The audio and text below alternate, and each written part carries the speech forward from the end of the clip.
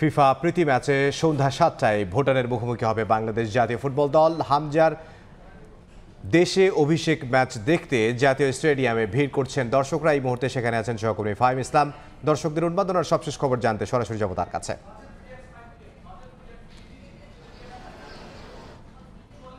প্রায় 5.5 বছর পর জাতীয় স্টেডিয়াম ঢাকায় ফিরছে ফুটবল বাংলাদেশ ভুটান ম্যাচ দিয়ে, এবং কি এরই মধ্যে আমরা দেখতে পাচ্ছি যে স্টেডিয়ামে বাংলাদেশের যে টিম বাস সেই টিম বাস চলে এসেছে, এবং কি একে একে বাংলাদেশের টিম বাস পরে কিন্তু আগে কিন্তু ভুটানের টিম বাস এসেছে, এবং এই ভুটানের যে প্লেয়াররা তারা নামছেন তার পেছনে আছে বাংলাদেশের টিম বাস।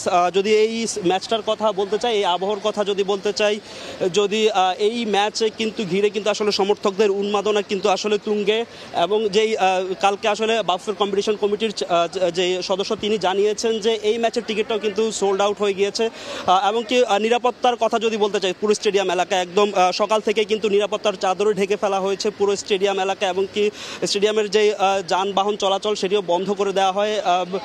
পুরো স্টেডিয়াম এলাকাটা কিন্তু নিরাপত্তার চাদরে ঢেকে ফেলা হয়েছে। আর দর্শকদের যদি কথা বলি, যদি স্টেডিয়ামের যেই গেটগুলো রয়েছে সেই গেট দিয়ে কিন্তু বিকেল 5টা নাগাদ দর্শকদের ঢুকতে দেওয়া হয়, এবং কি এই গেট খুলে দেওয়ার পরে কিন্তু দর্শকরা আস্তে আস্তে ঢুকতে শুরু করেছেন, এবং কি এই ম্যাচটা ঘিরে কিন্তু আসলে উন্মাদনা কিন্তু রয়েছে, যেহেতু হামজা চৌধুরীর এই ম্যাচে কিন্তু আসলে হোম অভিষেক হবে। সেই সঙ্গে ফাহমিদুল ইসলাম ইতালি প্রবাসী যে ফুটবলার রয়েছেন তারও কিন্তু আসলে অভিষেক হওয়ার কথা রয়েছে এই ম্যাচ ঘিরে। কিন্তু যে আজ সকালে যিনি এসেছেন সমিত সোম, সেই সমিত সোম এই ম্যাচটা কিন্তু আসলে খেলতে পারবেন না, আমরা যতটুকু জানতে পেরেছি।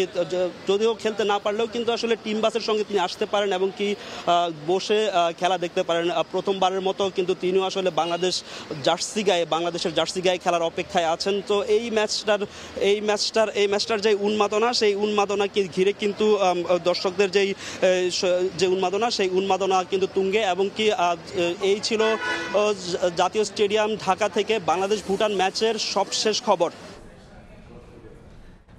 ফাহিম ইসলাম, জাতীয় স্টেডিয়াম থেকে।